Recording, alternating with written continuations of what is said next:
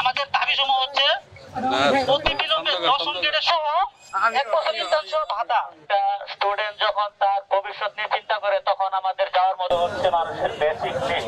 একটি কুচক্রী মহলের বাধাগ্রস্ত হয়ে আজকে বাংলাদেশে 4 বছর ডিপ্লোমা অর্জন করে আমরা উচ্চ শিক্ষা থেকে বঞ্চিত হয়ে রয়েছি।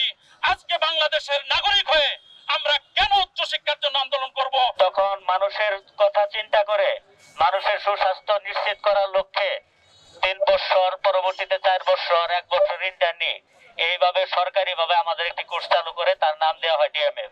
ভাতা সহ ইন্টার্নি ব্যবস্থা চালু করতে হবে। আমাদের দাবি